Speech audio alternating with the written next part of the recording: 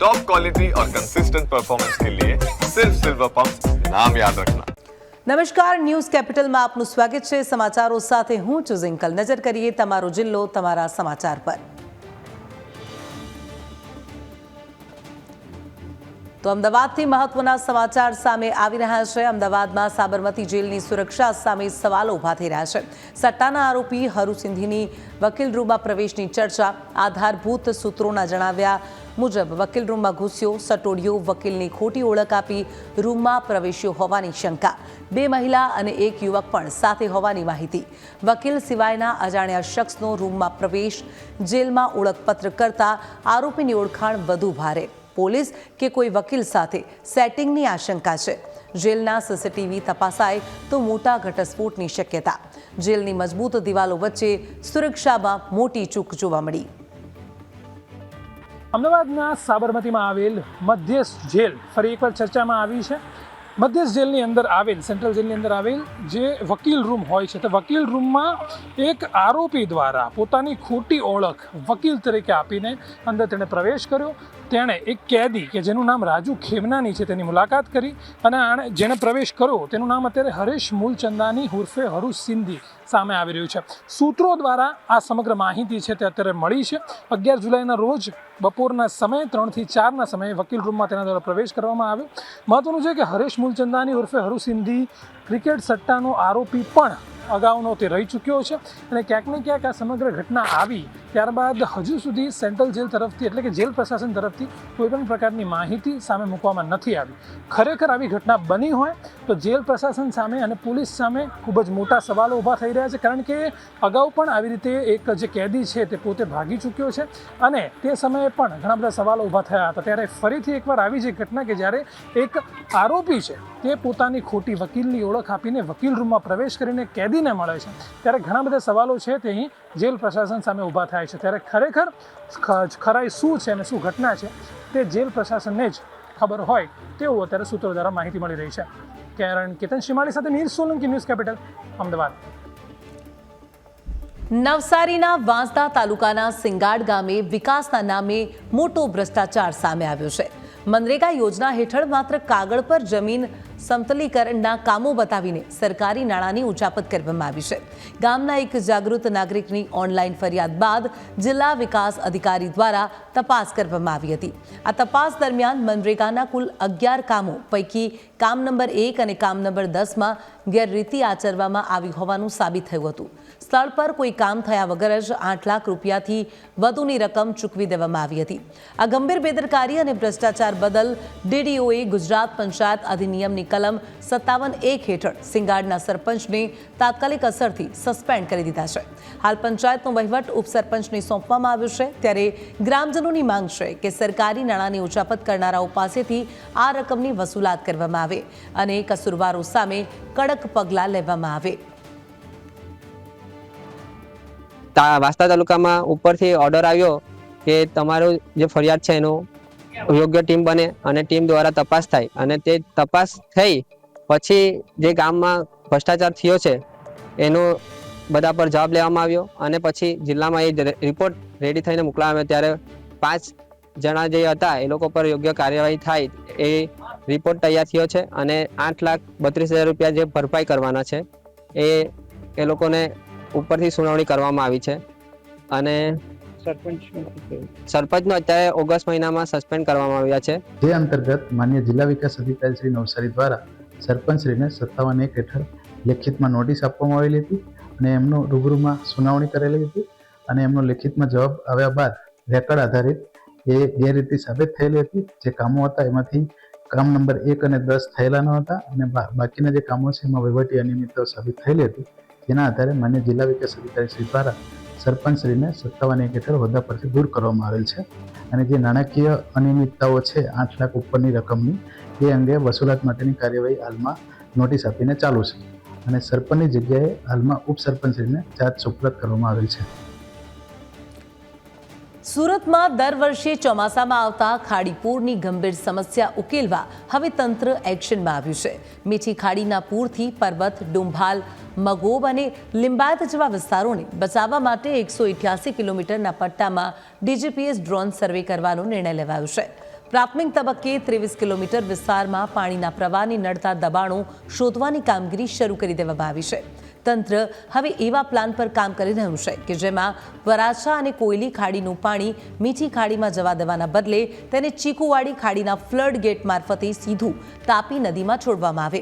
આ યોગ્ય આયોજન માટે 2020થી 2026 સુધીના દરિયાઈ ભરતીના ડેટાનો પણ ઝીણવટભર્યો અભ્યાસ કરવામાં આવશે.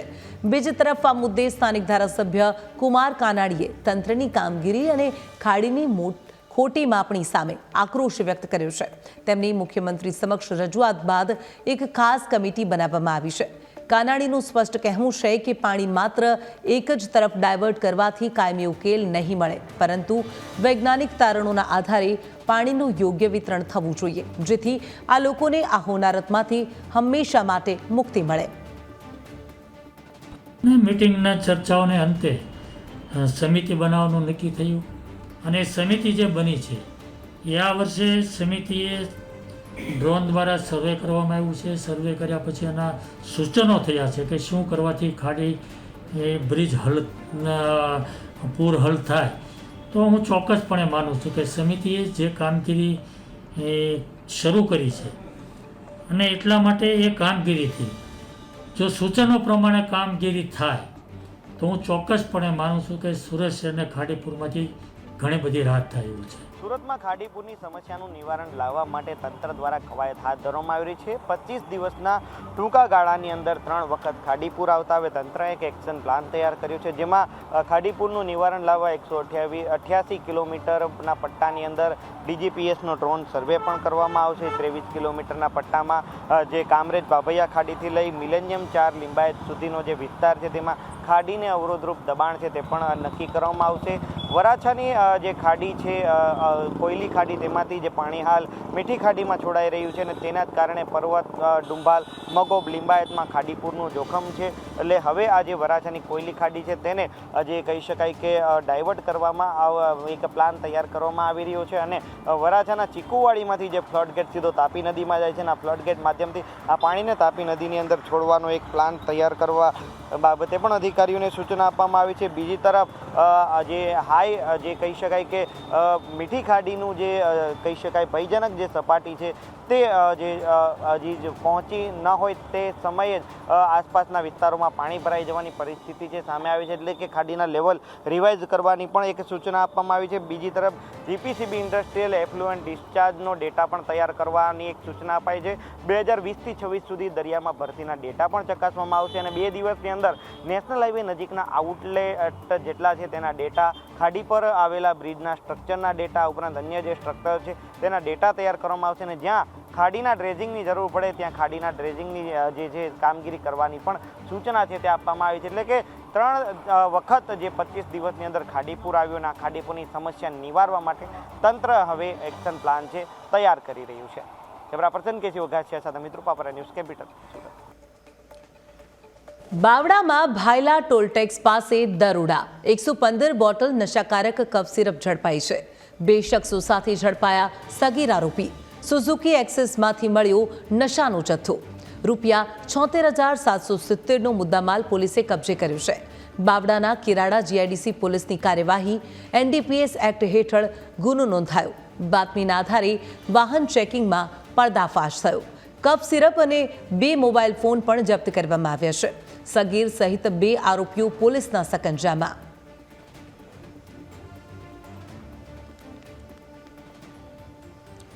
ચોમાસા બાદ જામનગરમાં ડેન્ગ્યુ અને મલેરિયા જેવા રોગચાળાનો ખતરો વધ્યો. મહાનગરપાલિકા એલર્ટ મોડમાં આવી. શહેરના 13 આરોગ્ય કેન્દ્રોની 164 ટીમો દ્વારા ઘરે ઘરે આરોગ્ય સર્વે હાથ ધરવામાં આવ્યું છે. 25 થી 31 જુલાઈ દરમિયાન 91,000થી વધુ ઘરોમાં તપાસ દરમિયાન 1543 ઘરોમાં મચ્છરના લાર્વા મળી આવ્યા છે, જેને તાત્કાલિક નષ્ટ કરવામાં આવ્યા. આ ઉપરાંત પાણીના પાત્રોમાં ટેમીફોસ દવાનો ઉપયોગ કરવામાં આવ્યો છે. વર્ષ દરમિયાન અત્યાર સુધી ડેન્ગ્યુના 12 અને મલેરિયાના 10 કેસ નોંધાયા છે. મહાનગરપાલિકાએ નાગરિકોને ઘરની આસપાસ પાણી ભરાઈ ન રહે તેની ખાસ કાળજી રાખવા અને તાવ કે અન્ય લક્ષણો જણાય તો તાત્કાલિક સારવાર લેવા અપીલ કરી છે.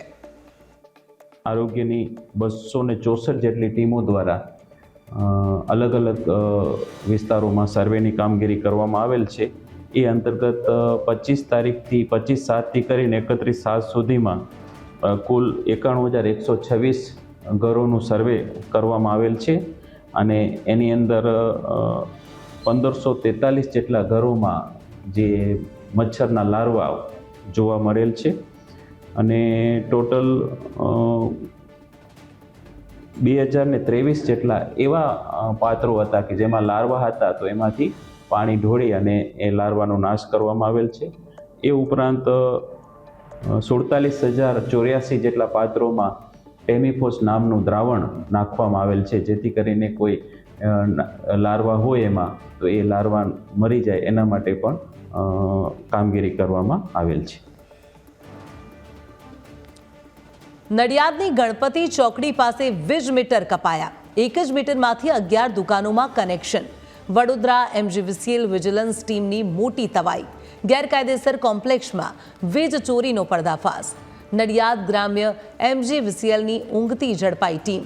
સ્થાનિક અધિકારીઓ કાર્યવાહીથી અજાણ હતા તેવા સવાલો. 11 દુકાનોમાં એક જ કનેક્શનની ગેરરીતિ. વિજિલન્સ ટીમે ઝડપી પાડી મોટી ગેરરીતિ. નડિયાદ MGVCLની કામગીરી સામે અનેક સવાલો ઊભા થઈ રહ્યા છે. ગણેશ ચોકડી પાસેના કોમ્પ્લેક્સમાં સઘન તપાસ હાથ ધરાઈ. વીજ જોડાણ જે ચાલે છે એ ગેરરીતિ છે કે પછી રેગ્યુલર છે એ માટેની તપાસ હતી. જોડાણ કાપવામાં આવ્યા છે ગેરકાયદેસર નથી, પણ જે ગેરરીતિ માલુમ પડે એવી વીજ જોડાણ કાપવામાં આવેલ છે. શું ગેરરીતિમાં એવું છે કે આજ રોજ વીજ જોડાણનું ચેકિંગ કરવામાં આવ્યું ગણપતિ ચોકડી પાસે. કુલ 3 કનેક્શનો પકડાયેલ છે, જેમાંથી 2 મીટરો બાયપાસ કરેલ હતા એ મળેલ છે અને એકમાં ઘર વપરાશનું મીટર હતું એને કોમર્શિયલ વપરાશ કરતા માલુમ પડેલ છે.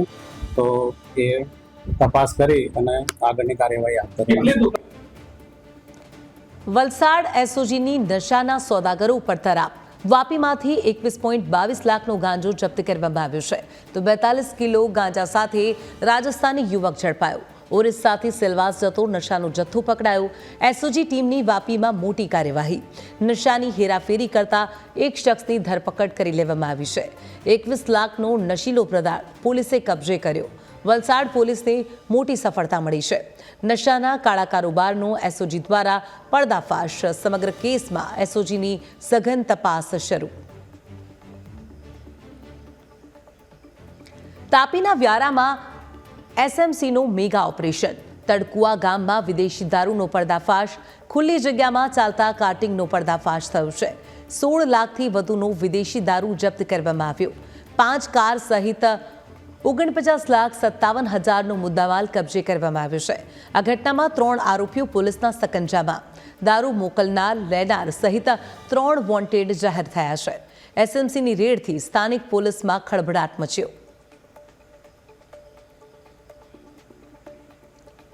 અને હવે આગળ વાત કરીએ પાલનપુર વિશે. પાલનપુર પંથકમાં જંગલી રીંછનો ભારે આતંક જોવા મળી રહ્યો છે. હસનપુર ખરોડપુર ગામની સીમમાં રીંછના ધામા. સીમમાં ઘૂસેલા રીંછનો 6 થી 7 લોકો પર હુમલો.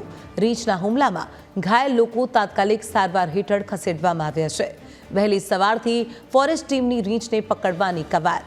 ફોરેસ્ટના હાથી ઝડપાય તે પૂર્વે જ રીંછ દ્વારા લોકો પર હુમલો કરવામાં આવ્યો હતો. પહેલા રીંછ આવી હતી. એક ઘરે ગઈ અને જે દાદીમા હતા એમના ઉપર હુમલો કરી દીધો. એમને છોડાવવા જતા 2 જણ વ્યક્તિ બીજાને એમને પણ લગાડી. પછી ખેતરમાં જઈને છુપાઈ ગઈ. એના પછી ફોરેસ્ટ ખાતું અને ગામ લોકો ભેળા થયા પછી રીંછને બહાર કાઢી. ત્યાંથી લઈ ગયા, પણ ત્યાં રસ્તામાં જે પણ લોકો મળ્યા તેમના પર હુમલો કરી રીંછે લગભગ 7 થી 6 જણાને લગાડેલું છે અને એ હાલ બધા લોકો દવાખાનામાં એડમિટ છે પાલનપુર. માંગરોળમાં MLA ભગવાનજી કરગટિયાની દાદાગીરી સામે આવી. ધારાસભ્ય ભાન ભૂલ્યા, બોલ્યા અપશબ્દો. માળિયાહાટીના તાલુકાના જામવાડી ગામેથી આ ઘટના. પુલના પ્રશ્ને અરજદાર સાથે ધારાસભ્યે દાદાગીરી કરી હતી. અરજદાર સાથે ઉગ્ર થઈને અપશબ્દો બોલ્યા. કહ્યું, હું ધારાસભ્ય છું અને ધમકી આપી. મારી સામે બોલવાનું નહીં તેમ ભગવાનજી કરગટિયા દ્વારા કહેવામાં આવ્યું હતું.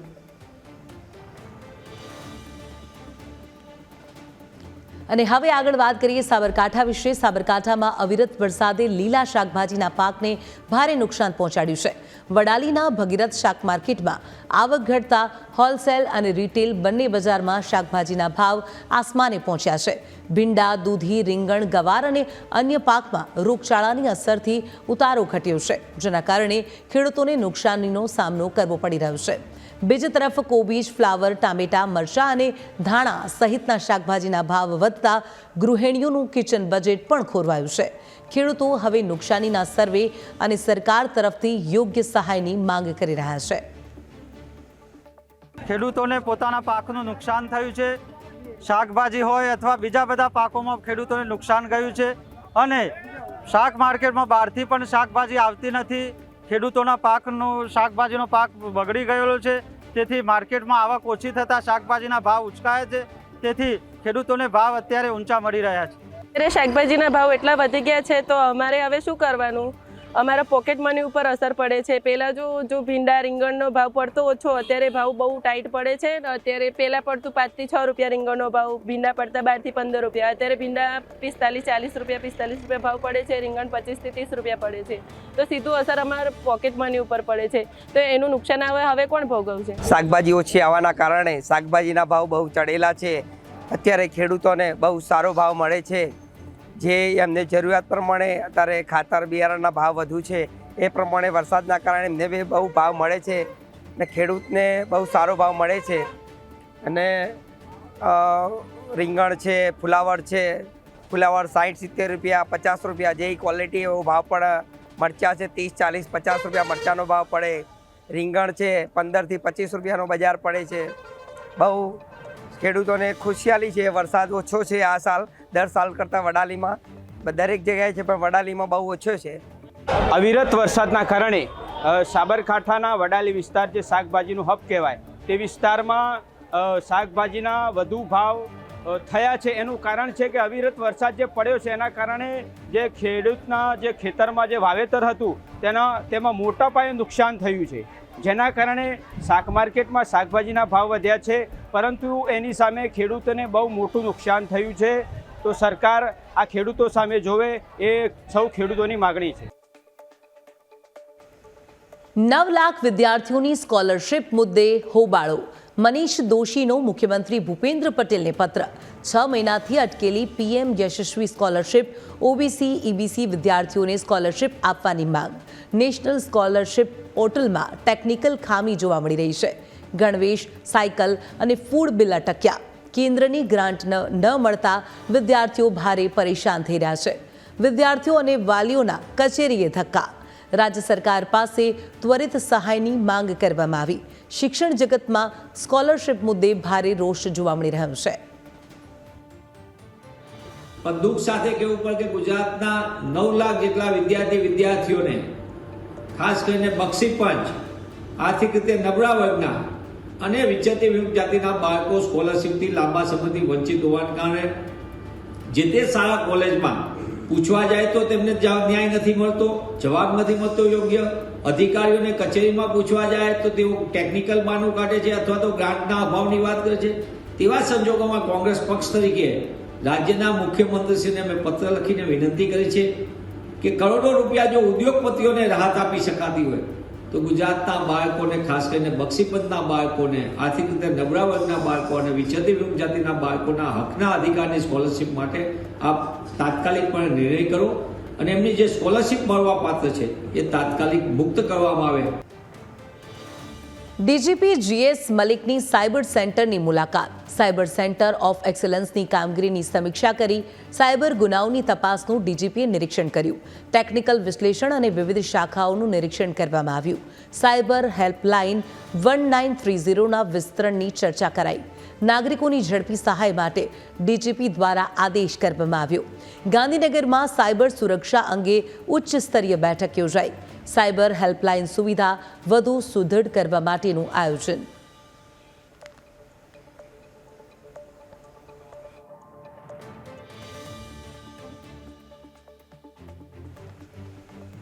તો ડીજીપી GS મલિકની સાયબર સેન્ટરની મુલાકાત. સાયબર સેન્ટર ઓફ એક્સલન્સની કામગીરીની સમીક્ષા કરવામાં આવી. સાયબર ગુનાઓની તપાસનું ડીજીપીએ નિરીક્ષણ કર્યું. ટેકનિકલ વિશ્લેષણ અને વિવિધ શાખાઓનું નિરીક્ષણ કર્યું.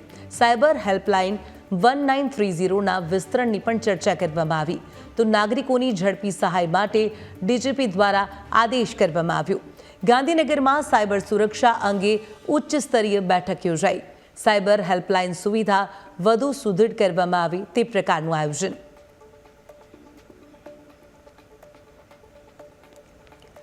રાજકોટ નજીક લોથડા ગામે 2 બાળકોના મોતના સમાચાર સામે આવી રહ્યા છે. વરસાદી પાણીના ખાડામાં ડૂબતા 2 બાળકોના મોત નિપજ્યા. છબછબિયા કરવા ગયેલા હિતેશ અને મનીષા પાણીમાં ગરકાવ થયા. બેભાન હાલતમાં બંનેને જનાના હોસ્પિટલમાં ખસેડવામાં આવ્યા હતા. હોસ્પિટલમાં તબીબોએ આ બંને બાળકોને મૃત જાહેર કર્યા. બંને બાળકો મૂળ મધ્યપ્રદેશના વતની હતા. મજૂરી અર્થે પરિવાર રાજકોટ આવ્યો હતો. આ ઘટનાના પગલે પરિવારમાં શોકનો માહોલ છવાયો છે. સુરેન્દ્રનગરના ચુડા તાલુકાના જુબાડા ગામે કરુણ ઘટના બની. સાપ કરડતા 12 વર્ષની બાળકીનું મોત નિપજ્યું. બંસીબેન રણજીતભાઈ દાહોડિયાને સારવાર માટે હોસ્પિટલ ખસેડવામાં આવી હતી. સારવાર દરમિયાન ડોક્ટરે બાળકીને મૃત જાહેર કરી. મૃતદેહને પોસ્ટમોર્ટમ માટે લીંબડી હોસ્પિટલ ખસેડવામાં આવ્યો. આ ઘટનાથી પરિવાર અને ગામમાં શોકનો માહોલ છવાયો છે. તો સાપ કરડવાથી માસૂમ બાળકીના મોતના સમાચાર સુરેન્દ્રનગરથી સામે આવી રહ્યા છે, જ્યાં સારવાર દરમિયાન બાળકીનું મોત નીપજ્યું હતું. મૃતદેહને પોસ્ટમોર્ટમ માટે લીંબડી હોસ્પિટલ ખસેડવામાં આવ્યો હતો. તો સાપ કરડવાના કારણે માસૂમ બાળકીનું મોત થયું છે. આ ઘટનાથી પરિવાર અને ગામમાં શોકનો માહોલ છવાયો છે. તો હાલ સમાચારોમાં બસ આટલું જ. વધુ સમાચારોની અપડેટ્સ માટે આપ ન્યૂઝ કેપિટલના તમામ ડિજિટલ પ્લેટફોર્મને ફોલો કરી શકો છો. રજા આપશો. નમસ્કાર.